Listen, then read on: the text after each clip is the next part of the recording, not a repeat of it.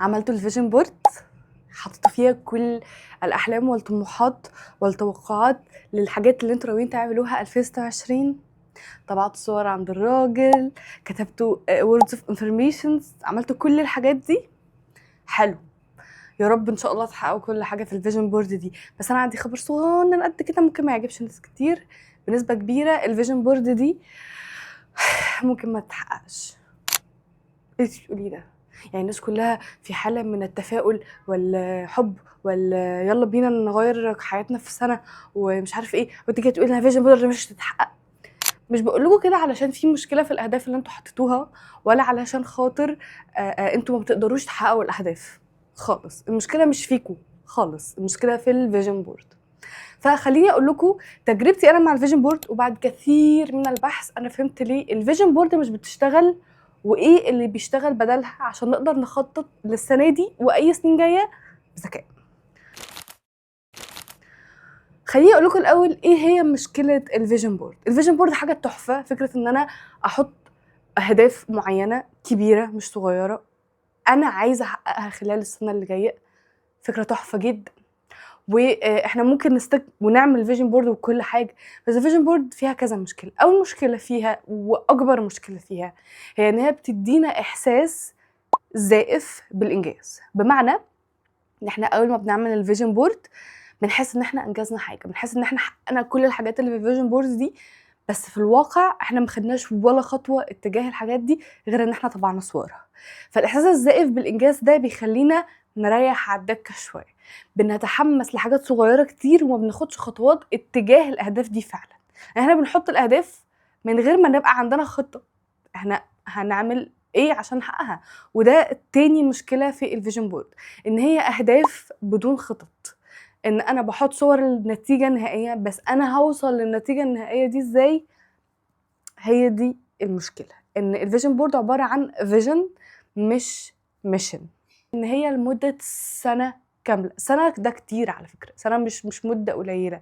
سنه 365 يوم، 52 اسبوع، و12 شهر. مده طويله قوي ان انا هفضل طول المده دي عندي نفس الاهداف، وعندي نفس الحماس لنفس الاهداف بنفس القوه، وحياتي ماشيه بطريقه ان انا ماشيه تورد لنفس الاهداف دي. الواحد في يوم ممكن حياته حاجات كتير فيها تتغير. الواحد في يوم ممكن حاجات كتير كان شايفها واو هو ده انا عايزه اوصل له، ليه لا ايه الهبل ده. فان انا اخطط لمده، او ان انا احط اهداف لمده 365 يوم كتير. ايه كمان مشكله الفيجن بورد؟ ان هي لسنه. ليه برضو دي مشكله؟ لانه انا كل ما ابص على الفيجن بورد وانا مثلا في شهر 1 و2 و3 و4 و5 و6، هفضل طول الوقت حاسس لسه في وقت، I have time، انا عندي وقت لحد اخر السنه اما احقق الحاجات دي. بعدين يجي شهر 12 وابص على الفيجن بورد الاقي نفسي ما حققتش اي حاجه فيها واكتئب، ويبقى شهر غم علينا كلنا. لانه يا نهار اسود، هو انا كنت بعمل ايه السنه دي كلها علشان ما احققش اهدافي؟ طب ما انا اهدافي قدامي اهي، هو انا ما حققتهاش ليه؟ ويبدا جلد الذات، ويبدا لسوعه الذات وتعذيب الذات، وفي الاخر لا انت ولا الذات بتوصلوا لاي حاجه.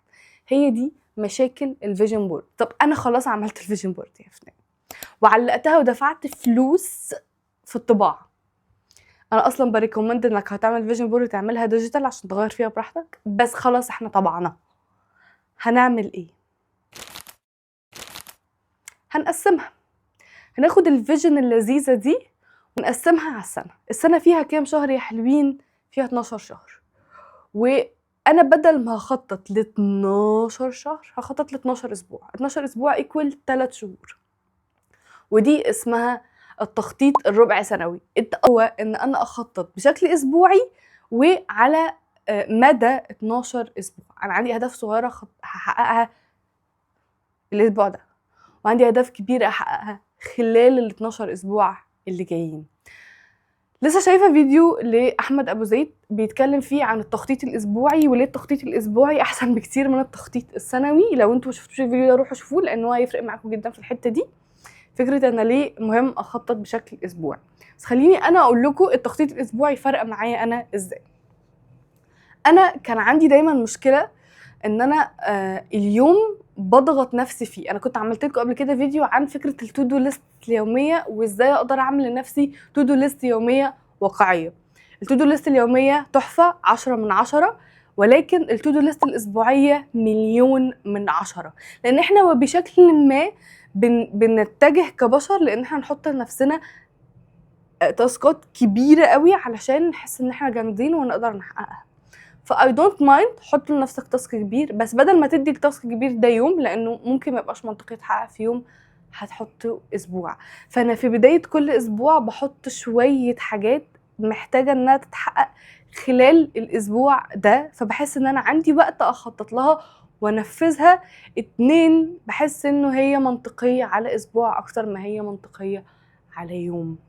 تاني حاجة في فكرة التخطيط الأسبوعي هي التدوين الأسبوعي. أنا حاولت ألتزم جدا بالجورنالينج، الديلي جورنالينج، إن أنا آخر كل يوم أخصص ساعة أقعد أكتب فيها مشاعري خلال اليوم، أقعد أكتب فيها أحداث اللي حصلت في اليوم. ولكن مش كل يوم بيحصل حاجة، ومش كل يوم بحس مشاعر مختلفة.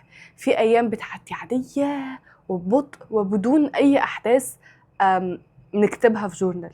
بس التدوين الأسبوعي كان عبقري جدا بالنسبة لي، لأن أسبوع مدة طويلة وقصيرة في نفس الوقت، ما هياش شهر وما هياش يوم، فهي في النص كده، حاجة كده في النص. فباجي آخر كل أسبوع أدون المشاعر، الهايلايت، المشاعر اللي حسيتها خلال الأسبوع، الأحداث المهمة اللي حسيتها خلال الأسبوع. فلما يجي بعد شهر احاول اعمل ريفليكشن على الشهر بتاعي كله، ابص على 4 ورقات او 4 اسابيع فقط، مش هقعد ابص على 30 يوم. وده نفس الكلام اللي قاله احمد ابو زيد في الفيديو بتاعه. كمان من الحاجات الحلوه اصلا لما بتبدا انك تخطط بشكل اسبوعي او انك تبدا تخطط بشكل ربع سنوي، ان الريفليكشن على الاحداث اللي حصلت سهله.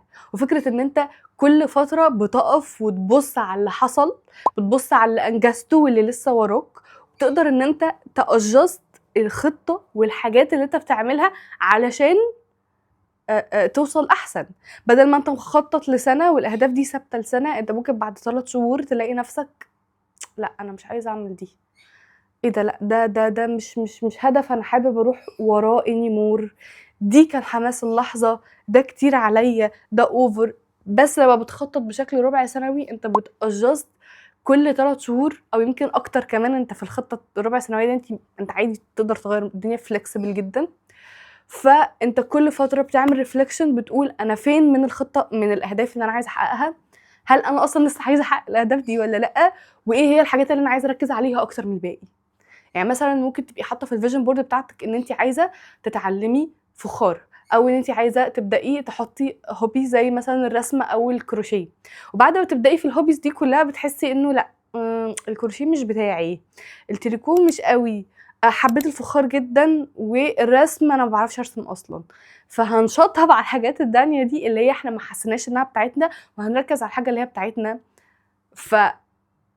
لو انت بقى عملتي فيجن بورد وحطيتي فيها صور للبوتري وصور للكروشيه وصور للرسم، وجيتي اخر السنه بصيتي عليهم حاسه ايه ده، انا ولا رسمت ولا عملت بوتري ولا رحت عمل مش عارفه ايه، هتحسي باحباط. بس لو عملتي زي ما بقولك وجربتي كل حاجه فيهم وقررتي انت فعلا عايزه تعملي ايه منهم، الباقيين مش هيبقوا عبء عليكي ان انت كان لازم تعمليهم وتكملي فيهم، لانه دي مش الحاجه اللي انت حابه تعمليها.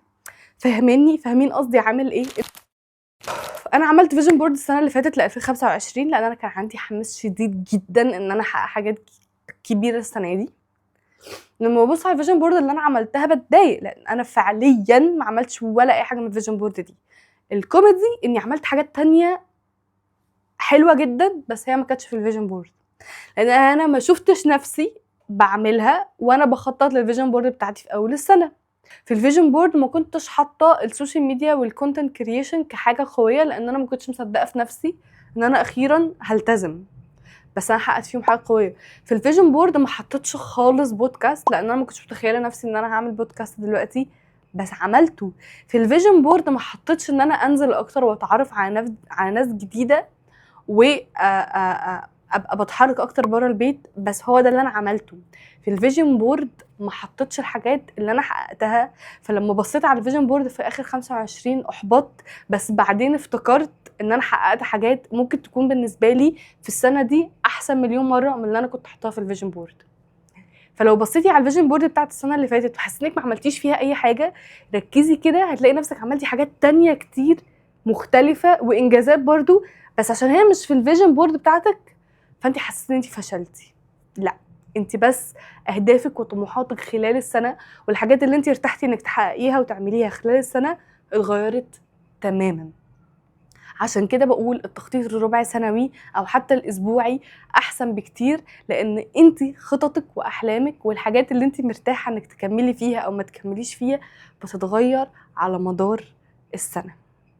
مفيش حد بيقعد سنه كامله ما بيعملش حاجه واحده على الاقل قويه ومختلفه، ومفيش حد بيقعد سنه كامله مش على الاقل بيسرفايف. مثال 2024 انا ما عملتش فيها اي حاجه غير ان طلعت منها عايشه. بجد 2024 ما عملتش فيها اي حاجه غير ان طلعت منها عايشه، وبالنسبه لي ده كان انجاز. لما كنت داخله 2025 كنت داخله بدون جلد ذات، انا هحاول اعمل اللي اقدر عليه خلال السنه، واللي مش هقدر عليه لا يكلف الله نفسا الا وسعها. الحاجات اللي اتعلمتها في 2024 انه ان الانسان ممكن يختصر كل حاجه عملها في حياته في جمله، بس هو مش هيقدر يختصر كل شيء هو مر بيه وتفاصيل الحياه الحاجات اللي هو مر بيها في جمله ابدا. واحنا لما بنيجي اخر السنه تقول ده انا ما عملتش غير كذا وكذا وكذا، بنحس ان الجمله قصيره قوي، بس لما بتقعدي تفتكري كل التفاصيل اللي عديتي بيها عشان تعملي كذا وكذا وكذا دول بتسقفي لنفسك.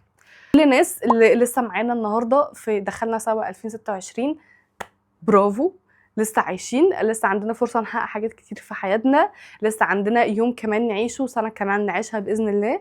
واهم حاجه بس ان انتوا تكونوا رحيمين بنفسكم وتفضلوا مصدقين ان انتوا تقدروا تعملوا كل حاجه. ممكن جدا تبقى المشكله مش فيكم، هي في الفيجن بورد والطريقه اللي انتوا بتخططوا بيها لاهدافكم. ممكن تكون المشكله في الطريقه اللي بتختصروا بيها احداث السنه. اتمنى ان شاء الله ان 2026 تكون سنه تحقيق الاهداف ليا وليكوا. وبس كده، اشوفكم بقى فيديو جاي.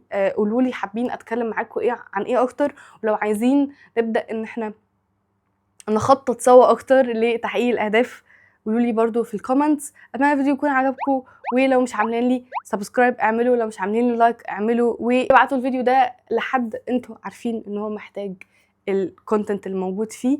وبس كده، فاهميني؟ سلام.